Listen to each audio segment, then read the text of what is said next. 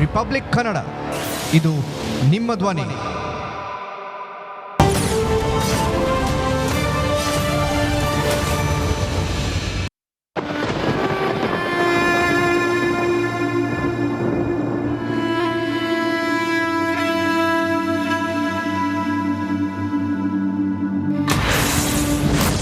ದಿನಾಂಕ 30/8/2024, ಸಮಯ ಮಧ್ಯಾಹ್ನ 12:15. ಅಮ್ಮ ಮಗ ಕಂಗಾಲಾಗಿದ್ರು.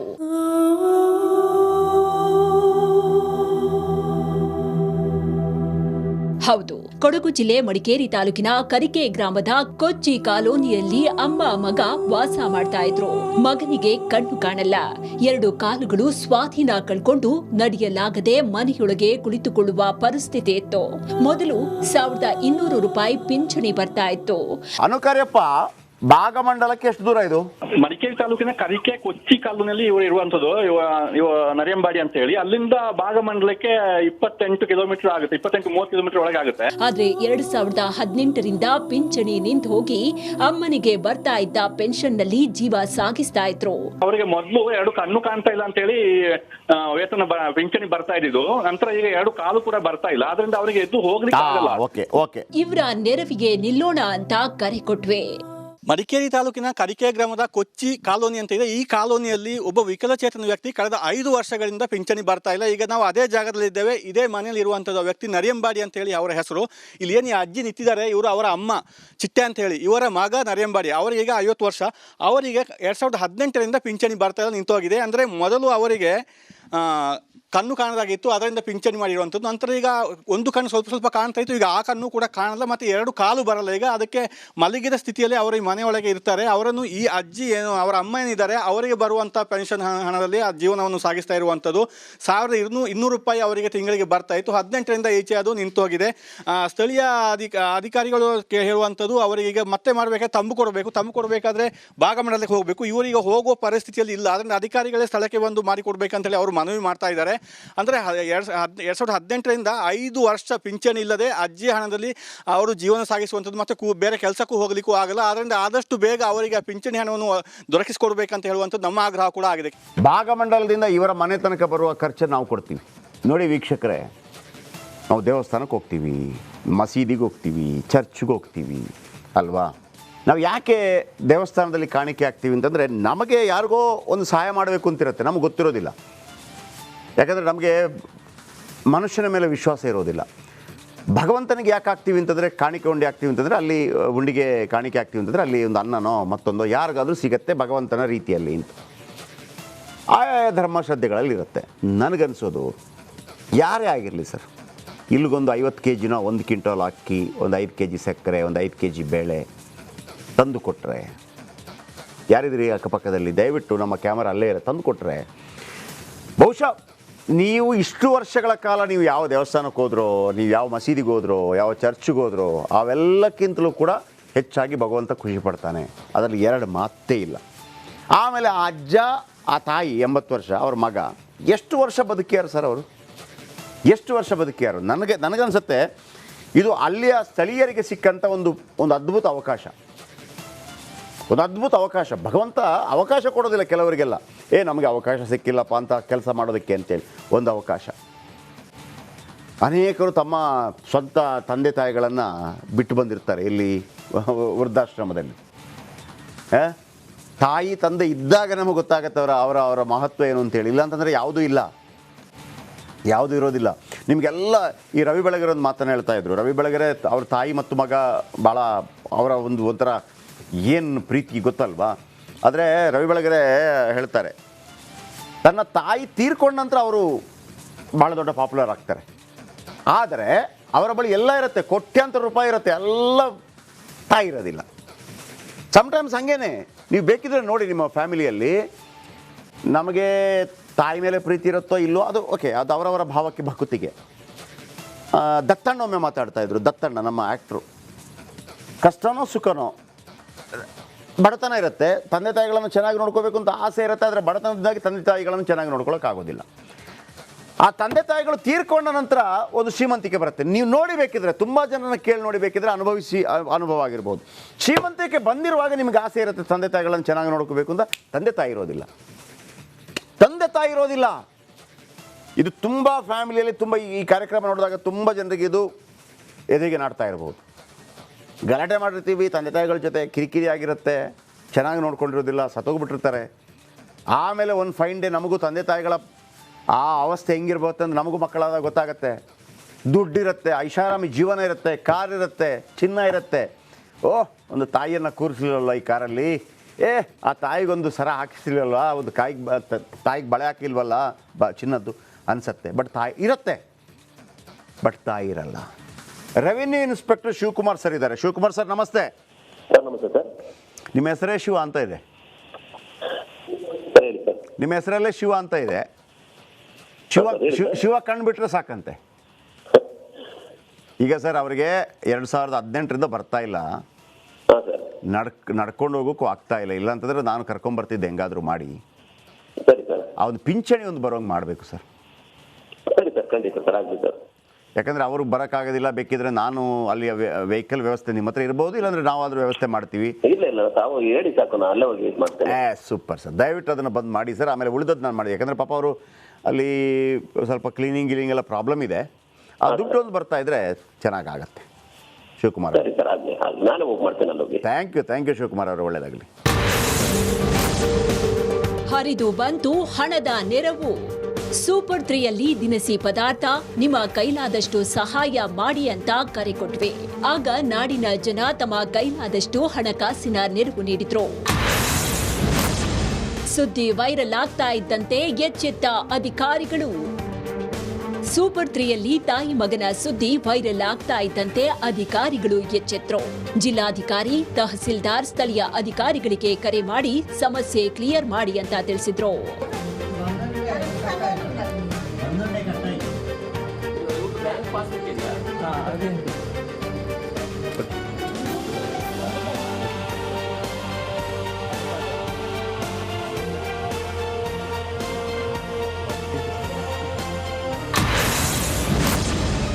ಆಫೀಸಿಗೆ ಬಂತು ವೀಲ್ ಚೇರ್.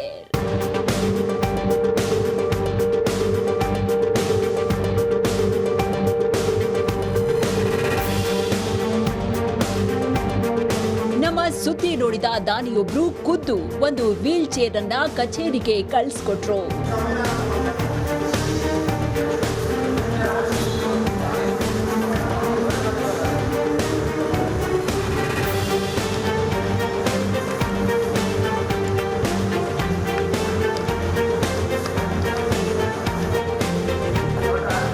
ಒಟ್ನಲ್ಲಿ ಸೂಪರ್ 3 ವರದಿಗೆ ಇಡೀ ಕರುನಾಡು ಸ್ಪಂದಿಸಿದೆ. ಇದು ಸೂಪರ್ 3ಯ ಮಾನವೀಯತೆಯ ಇಂಪ್ಯಾಕ್ಟ್.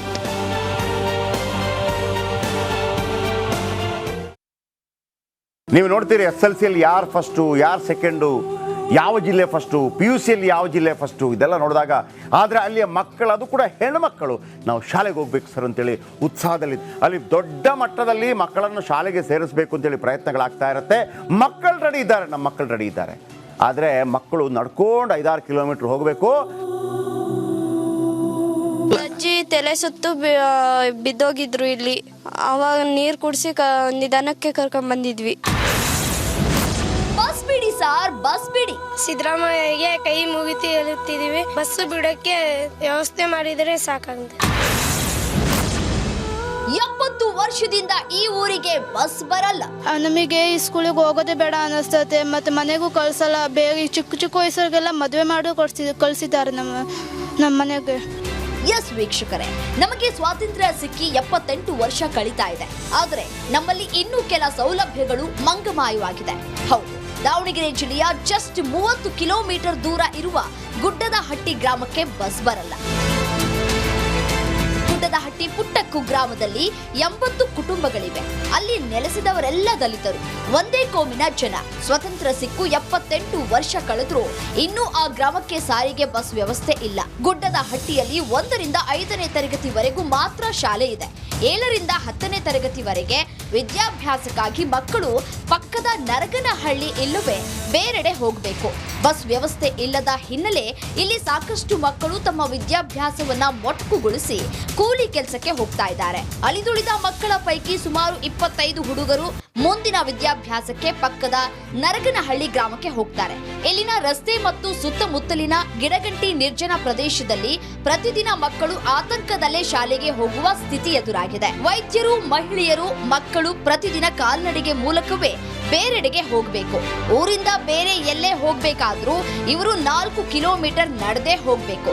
ಶಾಲೆ, ಕಾಲೇಜು, ಕೆಲಸ, ಆಸ್ಪತ್ರೆ, ಮೇಲಾಗಿ ಪಡಿತರ ಅಂಗಡಿ ಮತ್ತು ಶುದ್ಧ ಕುಡಿಯುವ ನೀರು ಸೇರಿದಂತೆ ಏನೇ ಇದ್ರೂ 4 ಕಿಲೋಮೀಟರ್ ನಡೆದುಕೊಂಡು ಹೋಗ್ಲೇಬೇಕು.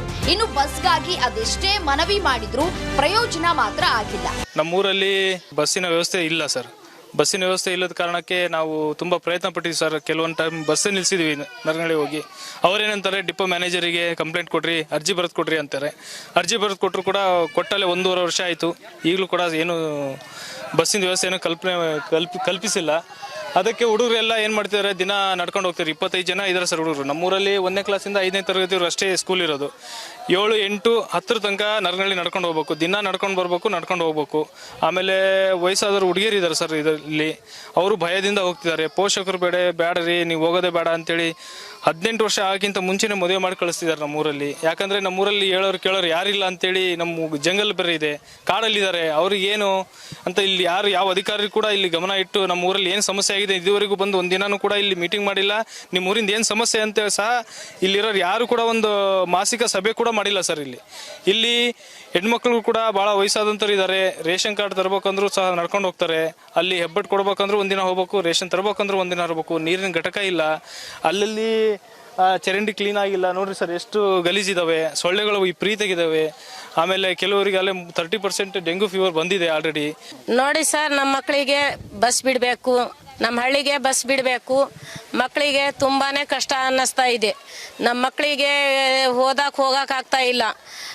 ಯಾವ್ದಾರು ಗಾಡಿ ಬಂದರೆ ಅದಕ್ಕೆ ಕೈ ತರಬಿದ್ರೆ ಒಬ್ಬರು ಬರ್ತೀರೇನು, ನಾಳೆ ಇಬ್ಬರು ಬರ್ತೀರೇನೋ ಅಂತ ಹೇಳ್ತಾರೆ. ಅದಕ್ಕೆ ನಮ್ಮ ಮಕ್ಕಳು ಬಂದು ನಾವು ಹೋದಕ್ಕೆ ಹೋಗಲ್ಲಮ್ಮ, ನಾವು ಕೂಲಿ ಮಾಡಿ ಆದರೂ ಜೀವನ ಮಾಡ್ಕೊತೀವಿ ಅಂತ ಹೇಳ್ತಾ ಇದ್ದಾರೆ. ಬೇರೆ ಕಡೆ ಎಲ್ಲ ಅತ್ಯಾಚಾರ ಆಗೋದನ್ನು ನೋಡಿ ನಮ್ಮ ಮಕ್ಕಳಿಗೂ ನಾವು ಶಾಲೆ ಬಿಡಿಸ್ಬಿಡಬೇಕು, ಅವೆಲ್ಲ ಬೇಡ ಅಂತ ಕೆಲವು ಮಕ್ಕಳಿಗೂ ಕೂಡ ಒಂದು 16-17 ವರ್ಷದ ಮಕ್ಕಳಿಗೂ ಕೂಡ ಮದುವೆ ಮಾಡಿಸಿ ಕಳಿಸ್ಬಿಟ್ಟಿದ್ದಾರೆ ಸರ್ ಇಲ್ಲಿಂದ. ಅಧಿಕಾರಿಗಳೇ, ಜನಪ್ರತಿನಿಧಿಗಳಿಗೆ ವೇದಿಕೆ ಸಿಕ್ಕರೆ ಸಾಕು, ಉದ್ದುದ್ದ ರೈಲು ಬಿಡೋ ಬದಲು ಮೊದಲು ಆ ಊರಿಗೊಂದು ಬಸ್ ಬಿಡಿ, ಇಲ್ಲಾಂದ್ರೆ ಕುರ್ಚಿ ಬಿಟ್ಟು ಎದ್ದು ಬಿಡಿ. ದಾವಣಗೆರೆ ಜಿಲ್ಲೆ ದಾವಣಗೆರೆ ತಾಲೂಕು ಮಾಯಕೊಂಡ ವಿಧಾನಸಭಾ ಕ್ಷೇತ್ರದಲ್ಲಿ ಒಂದು ಹಳ್ಳಿ ಮೂಲಭೂತ ಸೌಕರ್ಯಗಳಿಂದ ಸಾಕಷ್ಟು ವಂಚಿತ ಆಗಿರುವಂಥದ್ದು. ಅಂದರೆ ಅದು ಹಳ್ಳಿ ಶ್ರೀರಂಗಯ್ಯನ ಮಟ್ಟಿ ಅನ್ನುವಂಥ ಒಂದು ಆ ಹಳ್ಳಿಯಲ್ಲಿ ಸುಮಾರು 80ಕ್ಕೂ ಅಧಿಕ ಕುಟುಂಬಗಳು ವಾಸವಾಗಿರುವಂಥದ್ದು. ಅಲ್ಲಿಂದ 4 ಕಿಲೋಮೀಟರ್ ಅಂದರೆ ನರಗನಹಳ್ಳಿ ಅನ್ನುವಂಥ ಒಂದು ಹಳ್ಳಿಗೆ ಅಲ್ಲಿ ಸುಮಾರು 30ಕ್ಕೂ ಅಧಿಕ ಮಕ್ಕಳು ಪ್ರತಿದಿನ 4 ಕಿಲೋಮೀಟರ್ ನಡ್ಕೊಂಡು ಹೋಗುವಂಥ ಒಂದು ಪರಿಸ್ಥಿತಿ ಇರುವಂಥದ್ದು. ಯಾಕಂದರೆ ಇಲ್ಲಿ ಬಸ್ಸಿನ ವ್ಯವಸ್ಥೆ ಇಲ್ಲ. ನರಗನಹಳ್ಳಿ ಶಾಲೆಗೆ ಹೋಗುವಂಥ ಮಕ್ಕಳನ್ನ ತಾವು ಈ ದೃಶ್ಯದಲ್ಲಿ ನೋಡ್ಬೋದು. ಇನ್ನು ಶ್ರೀರಂಗಯ್ಯನ ಮಟ್ಟಿಯಿಂದ ಸುಮಾರು 20ಕ್ಕೂ ಅಧಿಕ ಜನ ಪ್ರತಿದಿನ 3 ಕಿಲೋಮೀಟರ್ ನಡ್ಕೊಂಡು ಹೋಗಿ 3 ಕಿಲೋಮೀಟರ್ ನಡ್ಕೊಂಡು ಬರುವಂಥ ಪರಿಸ್ಥಿತಿ ತಾವು ಎಡಬಲ ನೋಡ್ಬೋದು. ಸಾಕಷ್ಟು ಇಲ್ಲಿ ಬೆಳೆ ಬೆಳೆದಿರುವಂಥದ್ದು, ಅಲ್ಲಿ ಗುಡ್ಡದ ವಾತಾವರಣ ಸಹ ಇರುವಂಥದ್ದು. ಇದರ ನಂತರದಲ್ಲಿ ಮಕ್ಕಳು ಏನು ಆತಂಕದಲ್ಲಿ ಪ್ರತಿದಿನ ಶಾಲೆಗೆ ಹೋಗುವಂಥದ್ದು. ಸೊ ಆ ಮಕ್ಕಳು ಸಹ ನಾನೀಗ ಮಾತಾಡ್ಸ್ತಾ ಹೋಗ್ತೀನಿ. ಅಮ್ಮ, ಒಂದು ನಿಮಿಷ ಅಮ್ಮ, ತಾವು ಯಾವೂರಿಂದ ಎಲ್ಲಿಗೆ ಹೋಗ್ತಾ ಇರೋದು? ಬಸ್ ಇದೆಯಾ ಇಲ್ಲ ಹೇಗೆ ತಮಗೆ? ನಮಗೆ ಬಸ್ ಇಲ್ಲ. ಗುರ್ದಟ್ಟಿಯಿಂದ ನರಗನಹಳ್ಳಿಗೆ ನಡ್ಕೊಂಡು ಹೋಗ್ತಿದ್ದೀವಿ. ಮತ್ತೆ ನರಗನಹಳ್ಳಿಯಿಂದ ಗುರ್ದಟ್ಟಿಗೆ ನಡ್ಕೊಂಡು ಬರ್ತೀವಿ ದಿನ. ಎಷ್ಟು ಕಿಲೋಮೀಟರ್ ಹೋಗ್ತೀರಮ್ಮ ಡೈಲಿ? 4 ಕಿಲೋಮೀಟ್ರ್. 8 ಕಿಲೋಮೀಟರ್ ಆಗುತ್ತೆ. ದಿನಕ್ಕೆ 8 ಕಿಲೋಮೀಟರ್ ನಾವು ನಡಿತೀವಿ. ಯಾಕೆ ತಮ್ಮ ಊರಿಗೆ ಬಸ್ ಇಲ್ವಾ? ಇಲ್ಲ, ತುಂಬ 8 ವರ್ಷ ಆಯ್ತು, ಅವತ್ತಿಂದ ಬಸ್ಸೇ ಇಲ್ಲ. ತುಂಬ ಬಸ್ಸಿನ ಮತ್ತೆ ಜಂಗಲೆಲ್ಲ ತುಂಬ ಒಂದೇ ಇದ್ರಾಗ ಹೊಂದ್ಕೊಂಡ್ಬಿಟ್ಟಿದ್ದಾವೆ. ಅದರಿಂದ ನಡ್ಕೊಂಬರೋಕ್ಕೆ ತುಂಬ ಭಯ ಆಗುತ್ತೆ. ಬಸ್ ಯಾಕೆ ಬರಲ್ಲಮ್ಮ ನಿಮ್ಮೂರಿಗೆ? ನಮ್ಮೂರಿಗೆ ಬಸ್ಸು ಯಾಕೆ ಬರಲ್ಲ ಅಂದರೆ ಇಲ್ಲಿ ರೋಡ್ ಕ್ಲೀನ್ ಆಗಿಲ್ಲ, ಮತ್ತು ಹೊಲ ಎಲ್ಲ ತುಂಬ ಒತ್ತಿದ್ದಾರೆ ಈ ಕಡೆ, ಹಾಗಾಗಿ ಬಸ್ ಬರೋದಕ್ಕೆ ಆಗ್ತಿಲ್ಲ. ನೀವು ಮನವಿ ಮಾಡಿದ್ರ ಬಸ್ಗೋಸ್ಕರ ಏನಾದರೂ? ತುಂಬ ಸತಿ, ಒಂದು 5-6 ಸತಿ ಏನೋ ಮನವಿ ಮಾಡಿದ್ದೀವಿ, ಆದರೂ ಬರ್ತಿಲ್ಲ ಬಸ್. ಆಮೇಲೆ ಕರೆಕ್ಟ್ ಟೈಮಿಗೆ ಸ್ಕೂಲಿಗೆ ರೀಚ್ ಆಗ್ತೀರಾ ನೀವು ಡೈಲಿ ನಡ್ಕೊಂಡು? ಲೇಟ್ ಆಗುತ್ತೆ. ಅಲ್ಲೇ ಸರ್ ಪ್ರೇಯರ್ ಮಾಡಿ ಎಲ್ಲ ಇದು ಹಾಜರಾತಿ ಹಾಕಿರ್ತಾರೆ. ಒಂದು ಅರ್ಧ ಫೀಲ್ಡಲ್ಲೇ ಪಾಠ ಆಗಿರುತ್ತೆ. ಅವಾಗ ಹೋಗ್ತೀವಿ ನಾವು. ಕರ್ಕೊಂಡು ಹೋಗೋರು ಕರ್ಕೊಂಡು ಹೋಗ್ತಾರೆ, ಇಲ್ಲ ಅಂದರೆ ಏಕವಚನದಿಂದ ನೋಡ್ತಾರೆ, ನಮ್ಮನ್ನು ಏಕವಚನದಿಂದ ಮಾತಾಡ್ತಾರೆ. ನಾವು ಯಾರಿಗೂ ಬೇಕನ್ನೋ ಕೈ ಅನ್ನಲ್ಲ, ಅವರು ಒಂಥರ ನೋಡ್ತಾರಲ್ಲ, ಏನು ಕೆಟ್ಟ ದೃಷ್ಟಿಯಿಂದ ನೋಡ್ತಾರಲ್ಲ, ಅದಕ್ಕೆ ನಾವು ಏನು ಅನ್ನೋಕ್ಕಾಗಲ್ಲ ನಾವು ಸುಮ್ಮನೆ. ಮತ್ತು ಈ ಮೆಕ್ಕೆಜೋಳ ಬೆಳೆದ್ರೆ ಮೆಕ್ಕೆಜೋಳಗೆ ಹೋಗಿ ಎದುರಿಸ್ತಾರೆ, ತುಂಬ ತೊಂದರೆ ಕೊಡ್ತಾರೆ ನಮ್ಮನ್ನಂದ್ರು. ನಮಗೆ ಈ ಸ್ಕೂಲಿಗೆ ಹೋಗೋದೇ ಬೇಡ ಅನ್ನಿಸ್ತೈತೆ, ಮತ್ತು ಮನೆಗೂ ಕಳಿಸಲ್ಲ. ಬೇಗ ಈ ಚಿಕ್ಕ ವಯಸ್ಸಿಗೆಲ್ಲ ಮದುವೆ ಮಾಡಿ ಕಳಿಸಿದ್ದಾರೆ ನಮ್ಮ ಮನೆಗೆ. ಯಾವುದೇ ಅಧಿಕಾರಿಗಳು ಸಹ ಇಲ್ಲಿ ತಿರುಗಿ ನೋಡುವಂಥ ಪ್ರಯತ್ನವನ್ನು ಇಲ್ಲಿವರೆಗೂ ಮಾಡಿಲ್ಲ. ಏನು ಇಲ್ಲಿ ಆದಷ್ಟು ಬೇಗ ಒಂದು ಬಸ್ಸಿನ ವ್ಯವಸ್ಥೆ ಮಾಡಿ ಸುಮಾರು 40ಕ್ಕೂ ಅಧಿಕ ಮಕ್ಕಳ ಒಂದು ಭವಿಷ್ಯಕ್ಕೆ ಅವರು ನೆರವಾಗಬೇಕು ಅನ್ನೋದೇ ನಮ್ಮ ಆಶಯ. ಕ್ಯಾಮ್ರಾ ಪರ್ಸನ್ ಶಿವರಾಜ್ ಹಿಡಿಗರ್ ಜೊತೆ ವಿಠಲ್ ಕರ್ವಾಡ್, ರಿಪಬ್ಲಿಕ್ ಕನ್ನಡ, ದಾವಣಗೆರೆ.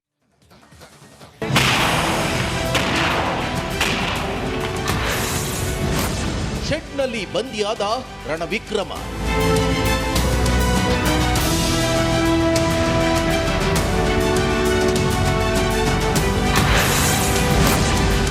ಬಾಗ್ಗೆ ಮಣ್ಣು ಮುಕ್ಕಿಸಿದ ವೀರನಿಗೆ ತುಕ್ಕು.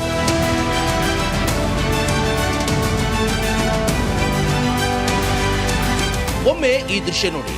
ಅದೇನ್ ಸಡಗರ, ಅದೇನ್ ಸಂಭ್ರಮ. ಈ ಯುದ್ಧ ಟ್ಯಾಂಕರ್ಗೆ ಬಗೆ ಬಗೆಯ ಹೂವಿನ ಅಲಂಕಾರ, ಉದ್ದದ ಲಾರಿಯಲ್ಲಿ ಭವ್ಯ ಮೆರವಣಿಗೆ. ನೋಡೋಕೆ 2 ಕಣ್ಣು ಸಾಲದು.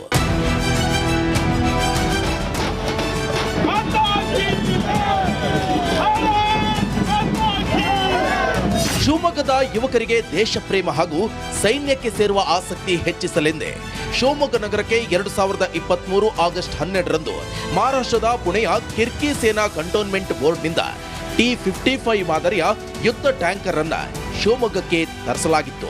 ಅದೇ ಯುದ್ಧ ಟ್ಯಾಂಕರ್ನ ಈಗಿನ ಪರಿಸ್ಥಿತಿ ನೋಡಿದ್ರೆ ಒಂದು ಕ್ಷಣ ಬೆಚ್ಚಿ ಬೀಳ್ತೀರ.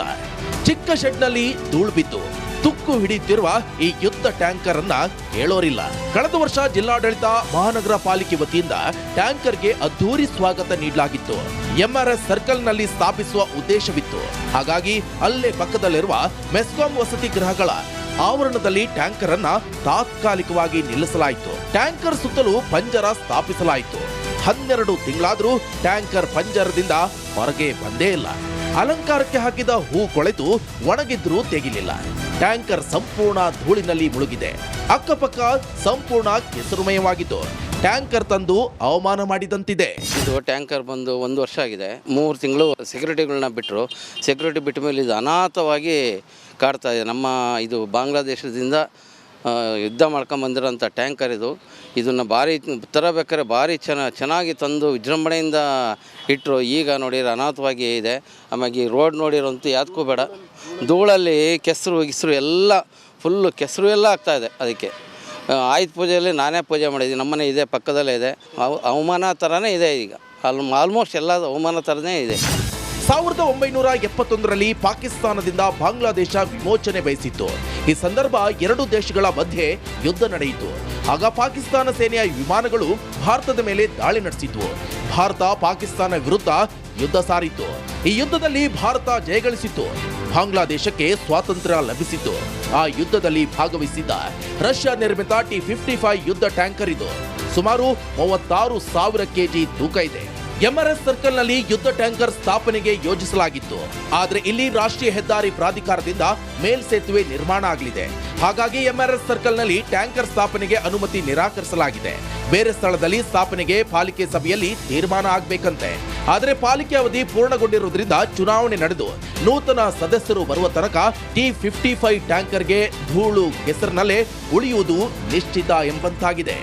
ಕೂಡಲೇ ವಿಮಾನ ನಿಲ್ದಾಣ ಮುಂಭಾಗ ಅಥವಾ ಫ್ರೀಡಂ ಪಾರ್ಕ್ ಅದು ಬಿಟ್ರೆ ಸೈನಿಕ ಪಾರ್ಕ್ನಲ್ಲಿ ಆದರೂ ಈ ಯುದ್ಧ ಟ್ಯಾಂಕ್ ಸ್ಥಾಪಿಸುವಂತೆ ಸ್ಥಳೀಯರು ಆಗ್ರಹಿಸುತ್ತಿದ್ದಾರೆ. ಇದನ್ನು ನಮ್ಮ ಯುವಕರು ಸ್ಫೂರ್ತಿ ಪಡೆಯಲಿ, ಯುದ್ಧದ ಒಂದು ಅರಿವು ಆಗಲಿ, ನಮ್ಮ ಸೇನೆಗೆ ಸೇರ್ಪಡೆಯಾಗಲಿ ಅನ್ನೋ ದೃಷ್ಟಿಯಿಂದ ಇದನ್ನು ಒಂದು ಪ್ರದರ್ಶನ ಮಾಡಬೇಕು. ಮುಖ್ಯವಾಗಿ ನಮ್ಮ MRS ಸರ್ಕಲಲ್ಲಿ ಹಾಕಬೇಕು ಅನ್ನೋ ದೃಷ್ಟಿಯಿಂದ ಇದನ್ನು ತೆಗೆದುಕೊಂಡು ಬಂತು. ಮುಂದಿನ ದಿನಗಳಲ್ಲಿ ಕಾರಣಾಂತರಗಳಿಂದ ಅದನ್ನು ಇನ್ನೂ ಯಾವುದೇ ಒಂದು ಸುಸಜ್ಜಿತವಾಗಿ ಅದಕ್ಕೆ ವ್ಯವಸ್ಥೆ ಮಾಡದೆ, ಯಾವುದೇ ಸ್ಥಳವನ್ನು ನಿಗದಿಪಡಿಸದೆ ಇವತ್ತು ಧೂಳು ಹಿಡಿಯುವ ಸ್ಥಿತಿಯಲ್ಲಿ ಅದನ್ನು ಮೂಲೆಗುಂಪು ಮಾಡಿದ್ದಾರೆ. ತಂದು ವಿದ್ಯುತ್ ಟ್ಯಾಂಕರ್ ತಂದು ನಿಲ್ಲಿಸ್ಯಾರೆ ನೋಡಿ, ಎಲ್ಲ ಕೆಸರು ಪಸರು ಎಲ್ಲ ಸಿಡಿತೈತೆ, ರೋಡ್ ಮಾಡ್ತಾರೆ, ಎಲ್ಲ ಪ್ರತಿಯೊಂದು ಅದ್ರ ಪೂರ ಕೆಸರು ಅದು ನೋಡಿ, ಹೂವಿನ ಹಾರ ಹಾಕ್ಯಾರೆ, ಎಲ್ಲ ಪೂರ ನೋಡಿ ಧೂಳು, ಒಂದು ಅರ್ಧ ಅಡಿ ಧೂಳು ಕುಂತಿದೆ. ಅದಕ್ಕೆ ಮಹಾನಗರ ಪಾಲಿಕೆಯಿಂದ ಆಗಲಿ ಜಿಲ್ಲಾಧಿಕಾರಿ ಆಗಲಿ ಯಾರು ಅದಕ್ಕೆ ಗಮನಕ್ಕೆ ತೊಗೊತಾ ಇಲ್ಲ ನೋಡಿ. ಆದಷ್ಟು ಅದಕ್ಕೆ ಒಳ್ಳೆಯದು ಒಂದು ಸ್ಥಳ ನೋಡಿ ಎಲ್ಲರೂ ಕೂರಿಸೋ ವ್ಯವಸ್ಥೆ ಮಾಡಿ ಸರ್.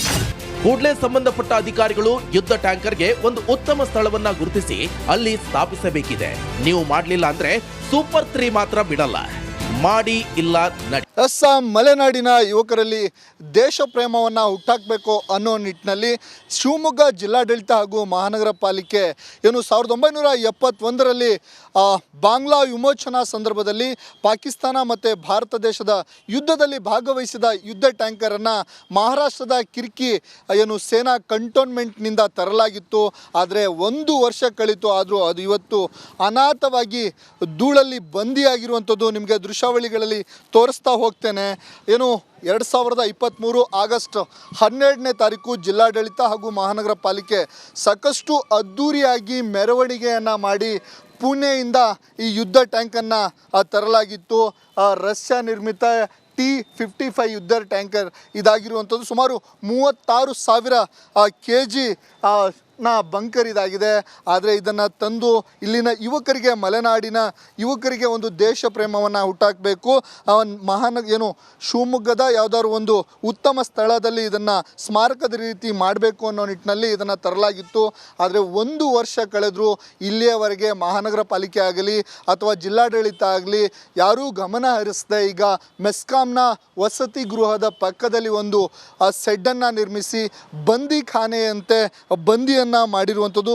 ಸುಮಾರು ಧೂಳು ಹಿಡಿದಿದೆ, ಪಕ್ಕದಲ್ಲೇ ನೋಡ್ಬೋದು ಎಷ್ಟು ಕೆಸರುಮಯವಾಗಿದೆ. ಅಂದರೆ ಇದನ್ನು ಇಲ್ಲಿ ಬರುವಂಥ ಜನರು ಸಹ ಈಗಾಗಲೇ ಸಾಕಷ್ಟು ಬೇಸರವನ್ನು ವ್ಯಕ್ತಪಡಿಸ್ತಿರುವಂಥದ್ದು. ಏನಕ್ಕಂದರೆ ಯುದ್ಧದಲ್ಲಿ ಭಾಗವಹಿಸಿದ ಯುದ್ಧ ಟ್ಯಾಂಕರನ್ನು ತಂದು ಅವಮಾನ ಮಾಡುವ ರೀತಿಯಲ್ಲಿ ಮಹಾನಗರ ಪಾಲಿಕೆ ಇದನ್ನು ಇಟ್ಟಿದೆ.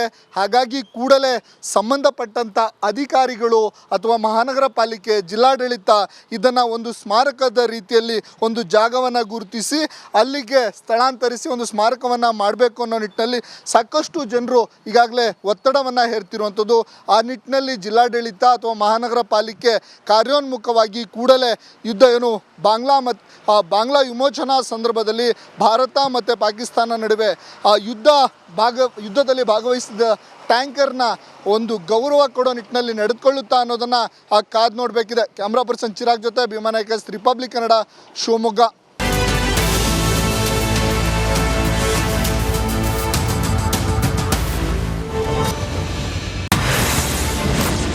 ಸ್ವಲ್ಪ ಯಾಮಾರಿದ್ರು ಜೀವ ಗೊಟ್ಟ. ಹಂದಿಗಳ ಹಾಟ್ಸ್ಪಾಟ್ ಆಯ್ತು ಶಾಲೆ. ಒಂದ್ ಕಡೆ ಶಾಲೆಯ ಒಳಗೆ ಸೀಲಿಂಗ್, ಸೈಡ್ ಗೋಡೆ ಉದುರಿರೋದು, ಮತ್ತೊಂದು ಕಡೆ ಶಾಲೆಯ ಹೊರಗೆ ಬಿರುಕು ಬಿಟ್ಟಿರುವ ಗೋಡೆ. ಶಾಲೆ ಒಳಗೆ ಹೊರಗೆ ಡ್ಯಾಮೇಜ್ ಒಂದ್ ಕಡೆ ಆದ್ರೆ ಮತ್ತೊಂದ್ ಕಡೆ ಪಿತ ಅಂತ ಮೈದಾನದಲ್ಲಿ ಓಡಾಡ್ತಿರುವ ಹಂದಿಗಳು. ಈ ದೃಶ್ಯ ಕಂಡು ಬಂದಿದ್ದು ಕರ್ನಾಟಕದ ಮುಕುಟಮಣಿ, ಬೀದರ್ ಜಿಲ್ಲೆ ಭಾಲ್ಕಿ ತಾಲೂಕಿನ ರಾಜಪ್ಪ ಗೌಡಗಾಂವ್ ಗ್ರಾಮದ ಸರ್ಕಾರಿ ಹಿರಿಯ ಪ್ರಾಥಮಿಕ ಶಾಲೆಯಲ್ಲಿ. ಇದು ಅರಣ್ಯ ಸಚಿವ ಈಶ್ವರ್ ಖಂಡ್ರೆ ತವರು ಕ್ಷೇತ್ರದ ಶಾಲೆಯ ದುಸ್ಥಿತಿ. ಹೊಸ ಶಾಲೆ ನಿರ್ಮಾಣಕ್ಕಾಗಿ ಗ್ರಾಮಸ್ಥರು, ಶಾಲೆ ಮುಖ್ಯಸ್ಥರು ಹಲವು ಬಾರಿ ಬಿಇಒ ಸೇರಿದಂತೆ ಶಿಕ್ಷಣ ಇಲಾಖೆ ಅಧಿಕಾರಿಗಳ ಗಮನಕ್ಕೆ ತಂದ್ರೆ ಕ್ಯಾರೆ ಅಂತಿಲ್ವಂತೆ. 1ರಿಂದ 7ನೇ ತರಗತಿವರೆಗೆ ಶಾಲೆ ಇದ್ದು 85 ಮಕ್ಕಳಿಗೆ ಇರೋದು 6 ಕೊಠಡಿಗಳು ಮಾತ್ರ. ಇರುವ 6 ಕೋಣೆಗಳು ಬಿರುಕು ಬಿಟ್ಟಿವೆ. ಸ್ವಲ್ಪ ಯಾಮಾರಿದ್ರು ತಟ ಅಂತ ಸೋರುತ್ತೆ. ಇನ್ನು ಶಿಕ್ಷಣ ಇಲಾಖೆಯ ಅಧಿಕಾರಿಗಳ ನಿರ್ಲಕ್ಷ್ಯದಿಂದ ಊರಿನ ಎಷ್ಟೋ ಪೋಷಕರು ತಮ್ಮ ಮಕ್ಕಳನ್ನ ಖಾಸಗಿ ಶಾಲೆಗೆ ಹಾಕಿದ್ದಾರೆ. ಈಗೋ ಆಗೋ ಬೀಳುವ ಹಂತಕ್ಕೆ ಬಂದಿರುವ ಶಾಲೆಗೆ ಕಳಿಸೋದಕ್ಕೆ ಪೋಷಕರು ಹಿಂದೇಟು ಹಾಕ್ತಿದ್ದಾರೆ. ಶಿಕ್ಷಣ ಸಚಿವರು, ಜಿಲ್ಲಾ ಉಸ್ತುವಾರಿ ಸಚಿವ ಈಶ್ವರ್ ಖಂಡ್ರೆ ತಮ್ಮ ಕ್ಷೇತ್ರದ ಆ ಪುಟ್ಟ ಹಳ್ಳಿಯ ಸರ್ಕಾರಿ ಶಾಲೆಯ ಬಡ ವಿದ್ಯಾರ್ಥಿಗಳ ನೋವಿಗೆ ಸ್ಪಂದಿಸಬೇಕಿದೆ. ಇಲ್ಲದಿದ್ರೆ ಸೂಪರ್ 3 ಬುಲೆಟ್ ಹಾರೋದು ಪಕ್ಕ. ಭಾಲ್ಕಿಯ ರಾಚಪ್ಪ ಗೌಡಗಾಂವ್ ಗ್ರಾಮದ ಸರ್ಕಾರಿ ಶಾಲೆ ಮಕ್ಕಳು ನಿಜಕ್ಕೂ ಭಯದಲ್ಲಿ ಪಾಠ ಮಾಡೋಂಥ ಪರಿಸ್ಥಿತಿ ಇವತ್ತು ನಿರ್ಮಾಣ ಆಗ್ಯದ. ನೋಡ್ಬೋದು ನಾವು ಸ್ಕೂಲ್ ಒಳಗಡೆ ಹೋಗ್ತಾ ಇದ್ದೀವಿ, ಮುಂಭಾಗದಲ್ಲಿದ್ದಂಥ ಏನು ಛತ್ತಿದೆ ಯಾವ ರೀತಿ ಏನದಂದ್ರೆ ಕುಸಿದು ಬೀಳ್ತಾ ಇದೆ. ಅಲ್ಲಲ್ಲಿ ಟೋಟಲಿ ಏನದಂದ್ರೆ ಮಕ್ಕಳು ಏನೋ ಜೀವ ಕೈ ಹಿಡ್ಕೊಂಡು ಪಾಠ ಮಾಡೋಂಥ ಪರಿಸ್ಥಿತಿ ಇವತ್ತು ನಿರ್ಮಾಣ ಆಗ್ಯದ. 5ರಿಂದ 6 ಕೋಣೆಗಳವ. ನಾವು ಒಳಗಡೆ ಏನು ಮಕ್ಕಳು ಪಾಠ ಮಾಡ್ತಾಯಿದ್ದಾರೆ, ಒಳಗಡೆ ಕರ್ಕೊಂಡು ಹೋಗ್ತೀವಿ. ನೋಡ್ಬೋದು ನೀವು ಮಕ್ಕಳು, ಬಡವರ ಮಕ್ಕಳು ಏನು ಸರ್ಕಾರಿ ಸ್ಕೂಲಿಗೆ ಬರ್ತಾರೆ, ಮಕ್ಕಳೇನು ಪಾಠ ಮಾಡ್ತಾಯಿದ್ದಾರೆ. ಆ ಸೈಡ್ ಮೂಲೆಯಲ್ಲಿ ನೋಡ್ಬೋದು ನೀವು ಮಳೆ ನೀರು ಬಂದು ಏನದಂದ್ರೆ ಯಾವ ರೀತಿ ಬಿಲ್ಡಿಂಗ್ ಏನದಂದ್ರೆ ಹಾಳಾಗಿದೆ. ಸಂಪೂರ್ಣವಾಗಿ ಇಂಥ ಗೊಜ್ಜು ಏನದ ನೀರಿನಲ್ಲಿ ಏನದ ಮಕ್ಕಳು ಕುಂತು ಪಾಠ ಮಾಡೋಂಥ ಪರಿಸ್ಥಿತಿ ನಿರ್ಮಾಣ ಆಗ್ಯದ. ಮೇಲ್ಭಾಗದಲ್ಲಿ ಕೊಡ್ಬೋದು, ಅಲ್ಲಲ್ಲಿ ಏನದ ತಂಪಾಗಿ ಅಂದ್ರೆ ಮಳೆ ನೀರು ಬಂದು ಏನದ ಥಂಡಿ ಹಿಡಿದ ಆ ವಿಂಡೋದಲ್ಲಿ ನೋಡ್ಬೋದು ನೀವು, ಸಾಕಷ್ಟು ನೀರು ಏನದ ಅಂದ್ರೆ ಬರ್ತಾ ಇವೆ. ಹೀಗಾಗಿ ಸಂಪೂರ್ಣ ಕೋಣೆ ಏನದ ಅಂದ್ರೆ ಶಿಥಿಲ ವ್ಯವಸ್ಥೆಯಲ್ಲಿದೆ. ಮಕ್ಕಳು ಜೀವ ಕೈ ಹಿಡ್ಕೊಂಡು ಓದೋಂಥ ಪಾಠ ಮಾಡೋಂಥ ಪರಿಸ್ಥಿತಿ ನಿರ್ಮಾಣ ಆಗ್ಯದ. ಇದು ಉಸ್ತುವಾರಿ ಸಚಿವ ಈಶ್ವರ್ ಖಂಡೂರ ತವರು ಕ್ಷೇತ್ರ. ಟೋಟಲಿ ಇದ್ದಂಥ 5 ರಿಂದ 6 ಕೋಣೆ, ಎಲ್ಲ ಕೋಣೆಗಳು ಬಿರುಗ್ಬಿಟ್ಟವ, ಎಲ್ಲ ಕೋಣೆಗಳಲ್ಲಿ ನೀರು ಬರ್ತಾ ಇದೆ. ಮಕ್ಕಳು ಏನದಂದ್ರೆ ಎಷ್ಟೋ ಮಕ್ಕಳು ಏನದ ಸ್ಕೂಲಿಗೆ ಬರದೇ ಬಿಟ್ಕೊಟ್ರೆ ಮಳೆಗಾಲ ಟೈಮ್ ಅದ, ಯಾವಾಗ ಏನಾಗ್ತದೆ ಎಂಬುದು ಭಯ ನಿಜಕ್ಕೂ ಈ ಒಂದು ಗ್ರಾಮದ ಸರ್ಕಾರಿ ಶಾಲೆಯ ಮಕ್ಕಳಿಗೆ ಕಾಡ್ತದೆ ಅಂತ ಹೇಳ್ಬೋದು. ಈಗಲಾದರೂ ಸಂಬಂಧಪಟ್ಟಂಥ ಶಿಕ್ಷಣ ಇಲಾಖೆ ಅಧಿಕಾರಿಗಳಿರ್ಬೋದು, ಸಚಿವರು ಇರ್ಬೋದು, ಈ ಒಂದು ಆರ್ಗಾಂವ್ ಸರ್ಕಾರಿ ಹಿರಿಯ ಪ್ರಾಥಮಿಕ ಶಾಲೆಯ ಮಕ್ಕಳ ನೋವಿಗೆ ಸ್ಪಂದಿಸ್ತಾರೆ. ಕ್ಯಾಮ್ರಾ ಪರ್ಸನ್ ಭರತ್ ಜೊತೆ ನಾನು ಮಲ್ಲಿಕಾರ್ಜುನ್ ಮರ್ಕಲ, ರಿಪಬ್ಲಿಕ್ ಕನ್ನಡ, ಬೀದರ್.